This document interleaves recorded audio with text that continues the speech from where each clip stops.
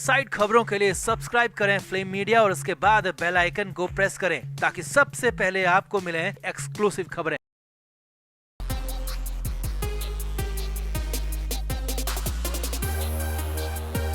महाराष्ट्र चुनाव की उल्टी गिनती शुरू हो चुकी है। कभी भी चुनावों की तारीखों का ऐलान हो सकता है, लेकिन महाविकास आघाड़ी के अंदर, शिवसेना यूबीटी के अंदर, ठाकरे की पार्टी के अंदर अपना अलग ही बवाल मचा हुआ है। हालात ये कि संजय राउत ने बच्चों जैसी जिद पकड़ ली है। जी हाँ, संजय राउत ने खुद को घर में तो कैद कर ही लिया था और अब अनोखी जिद पकड़ कर बैठ गए। और उसके बाद तो उद्धव ठाकरे भी संजय राउत पर बेहद सख्त तरीके से नाराज हो गए हैं और उनको सख्त मैसेज तक भिजवा दिया है, जिसके बाद कहानी यहाँ तक कही जाने लगी है कि संजय राउत को ही शिवसेना यूबीटी यानी कि पार्टी से बेदखल कर दिया जाएगा। तो बताते हैं, दिखाते हैं आपको क्या हो गया ऐसा, आपको सब बताएंगे। आप भी वीडियो को शेयर करें, कमेंट बॉक्स में अपनी राय जरूर दें। तो मुंबई की सीटों को लेकर जो मीटिंग महाविकास आघाड़ी की हुई थी, उसी मीटिंग के बाद महाराष्ट्र की सियासत में खासतौर पर शिवसेना यूबीटी के अंदर बवाल मचा हुआ है, हंगामा मचा हुआ है, क्योंकि सूत्रों के मुताबिक उस मीटिंग में संजय राउत को पूरी तरह से लताड़ा गया था। बताया गया कि उनकी हैसियत क्या है, कितना बोलना है, कितना नहीं बोलना है। कांग्रेस नेताओं ने, एनसीपी नेताओं ने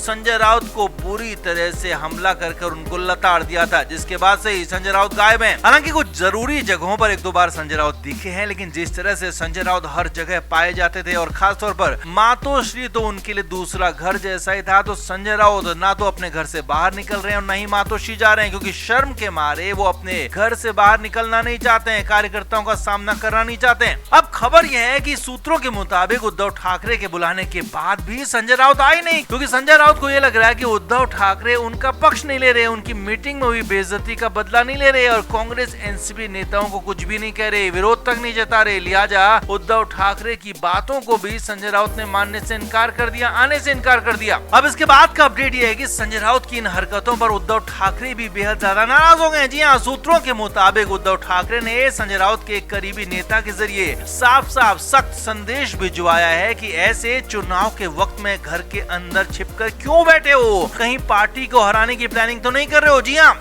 सूत्रों के मुताबिक इतनी सख्त लैंग्वेज यहाँ पर इस्तेमाल की गई। सूत्रों के मुताबिक उद्धव ठाकरे ने बेहद सख्त लहजे में नाराजगी जताई और साफ साफ कहा कि क्या संजय राउत शिवसेना यूबीटी के खिलाफ काम कर रहे हैं और क्या शिवसेना यूबीटी को चुनाव में हराने के लिए काम कर रहे हैं, और इसीलिए चुनाव के इस बड़े मौके पर, अहम मौके पर खामोश हो गए, घर के अंदर छिप गए। वहीं दूसरी तरफ संजय राउत बच्चों जैसे जिद पर अड़े हैं कि पहले उद्धव ठाकरे कांग्रेस के बड़े नेता राहुल गांधी, मल्लिकार्जुन खड़गे के साथ ही शरद पवार से बात भी करें, उनकी बेइज्जती के लिए कुछ कहें और उसके बाद ही आगे की बात होगी। संजय राउत जिद पर अड़े हैं, तो उद्धव ठाकरे ने भी बेहद सख्त लहजे में कहा है कि अगर इस हफ्ते के आखिर तक संजय राउत घर से बाहर नहीं आते हैं, पार्टी ऑफिस नहीं पहुंचते हैं, पार्टी के लिए काम नहीं करते, तो माना जाएगा कि संजय राउत पार्टी के खिलाफ काम कर रहे हैं और उन्हें पार्टी से निकाला जा सकता है। जी हाँ, उद्धव ठाकरे की सख्ती का आलम यह है कि वो अपने सबसे करीबी संजय राउत को पार्टी से भी निकाल सकते हैं। लिहाजा अल्टीमेटम संजय राउत तक पहुंचा दिया गया। हालांकि जन्माष्टमी के कुछ कार्यक्रमों में संजय राउत नजर आए थे, वहीं दही हांडी के कुछ कार्यक्रमों में भी वो नजर आ सकते हैं, लेकिन हाँ, पार्टी के कार्यक्रमों में वो दिख नहीं रहे हैं, पार्टी ऑफिस में दिख नहीं रहे हैं संजय राउत और उद्धव ठाकरे के पास नहीं जा रहे हैं। तो कुल मिलाकर महाविकास आघाड़ी के अंदर महाबवाल मचा हुआ, खास तौर पर शिवसेना यूबीटी में, और संजय राउत को उद्धव ठाकरे ने इस बार जोर का झटका दिया। तो आपका इस पूरे मामले पर क्या कहना है, कमेंट करके जरूर बताएं, वीडियो को शेयर भी करें।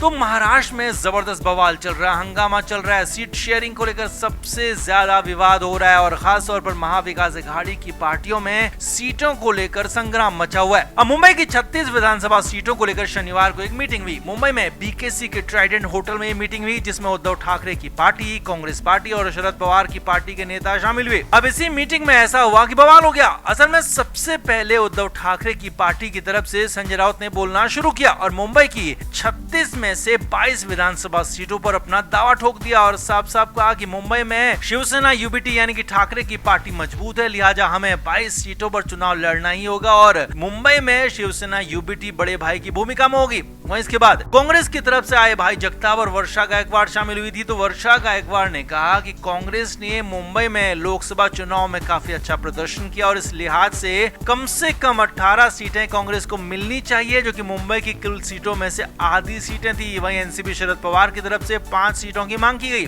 और कहा गया कि उनका भी मुंबई में जनाधार बढ़ाए। अब इन सीटों को संख्या को लेकर ही बवाल हो गया, क्योंकि संजय राउत ने अपने लिए तो 22 सीटें मांगी, लेकिन जब कांग्रेस ने 18 सीटें मांगी है और एनसीपी ने 5 सीटों की मांग की तो संजय राउत खड़े होकर बड़बड़ाने लगे, चिल्लाने लगे। कांग्रेस और एनसीपी शरद पवार के नेताओं को अपने जनाधार के हिसाब से सीट मांगने की सलाह देने लगे। यहाँ पर संजय राउत का बोलने का अंदाज काफी ज्यादा गंदा था, जो कि कांग्रेस और एनसीपी के नेताओं को पसंद नहीं आया। जी हाँ, सूत्रों के मुताबिक एनसीपी की तरफ से शामिल हुए जितेंद्र अहवार ने संजय राउत पर सीधे हमला कर दिया और साफ साफ कह दिया कि संजय राउत अपनी जुबान को काबू में रखें, नहीं तो बहुत बुरा अंजाम भुगतना होगा। कांग्रेस की तरफ से शामिल असलम शेख भी संजय राउत पर भड़क गए और कहा कि दूसरी पार्टियों पर टिप्पणी संजय राउत आप बिल्कुल भी ना करें। यहीं पर संजय राउत के साथ अनिल देसाई भी मौजूद थे और ये दोनों भी भड़क गए। इसके बाद तो बवाल हो गया। अब इस मीटिंग में तीनों ही पार्टियों के सुप्रीम नेता शामिल नहीं थे। सेकंड लाइनअप के नेता मीटिंग में शामिल थे, लिहाजा समझाने वाला कोई था नहीं। बस फिर क्या था, संजय राउत को कुर्सी से उठाकर खींच दिया गया। जी हाँ, सूत्रों के मुताबिक संजय राउत को कुर्सी से उठा दिया गया, मीटिंग से बाहर जाने को कह दिया गया और यहीं पर संजय राउत ने उद्धव ठाकरे का नाम लिया तो कांग्रेस और एनसीपी के नेताओं ने भी साफ साफ कहा कि तुम्हें और तुम्हारे ठाकरे को हमारी जरूरत है, हमें तुम्हारी जरूरत नहीं है। और अगर ऐसा ही रहा तो संजय राउत न सिर्फ आपको गठबंधन से बाहर कर दिया जाएगा, बल्कि आपकी पार्टी को भी बाहर कर दिया जाएगा, आपका हुलिया भी खराब कर दिया जाएगा। अब जैसे तैसे मामले को सुलझाया गया, संभाला गया और संजय राउत को सभी ने हिदायत दी कि तय हद में रहकर अपनी बात करें, बदतमीजी बिल्कुल भी ना करें और उसके बाद ही मीटिंग पूरी की गई। हालांकि मीटिंग में कोई नतीजा निकल नहीं पाया। मुंबई की 36 सीटों पर कौन कितनी सीटों पर लड़ेगा ये फाइनल यहाँ पर हो नहीं पाया, लेकिन हाँ, संजय राउत की बोलती जरूर बंद होगी। संजय राउत के साथ साथ उद्धव ठाकरे को भी लपेट लिया गया, क्योंकि संजय राउत उद्धव ठाकरे के बैकअप में ही इतना बोलते हैं, लिहाजा उद्धव ठाकरे को भी यहाँ पर लपेटा गया। तो आपका इस पर पूरे मामले पर क्या कहना है? क्या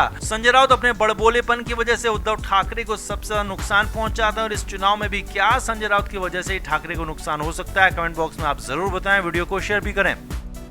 तो उद्धव ठाकरे बहुत ज्यादा जोर लगा रहे हैं कि कैसे भी महाराष्ट्र में उनको सत्ता मिल जाए, और वो सत्ता अपने गठबंधन के लिए नहीं बल्कि खुद के लिए, अपने परिवार के लिए चाहते हैं और इसीलिए तो सीएम पद पर भी खासा जोर लगा रहे थे, लेकिन उनकी दाल गली नहीं। अब एक वो दौर था जब महाराष्ट्र का मुख्यमंत्री भले ही कोई भी हो, लेकिन फैसले ठाकरे परिवार के घर यानी कि मातोश्री से होते थे। लेकिन अब उद्धव ठाकरे दिल्ली जाकर कांग्रेस नेताओं से मिला है, शरद पवार के आगे हाथ पैर जोड़ लिए, मगर कुछ हुआ नहीं है। मुख्यमंत्री पद पर अभी तक उनको हरी झंडी मिली नहीं है और इसीलिए उद्धव ठाकरे के बुलावे पर मुंबई में एक सीक्रेट मीटिंग का आयोजन किया गया और इसी मीटिंग में खासा बवाल हुआ। सूत्रों के मुताबिक उद्धव ठाकरे ने मीटिंग में एक बार फिर से मुख्यमंत्री पद की बात रखी, जिस पर कांग्रेस और शरद पवार ने कहा कि चुनाव के बाद इस पर फैसला लिया जाएगा। और इसी के बाद सूत्रों के मुताबिक उद्धव ठाकरे ने कहा कि हम आपस में मुख्यमंत्री का पद तय कर लेते हैं और इसे बाहर पब्लिक में नहीं बताया जाएगा, सिर्फ गठबंधन के अंदर ही ये बात होगी, बाहर किसी को पता नहीं चलने दिया जाएगा। ठाकरे ने इसे लेकर दलील दी कि ऐसा करने से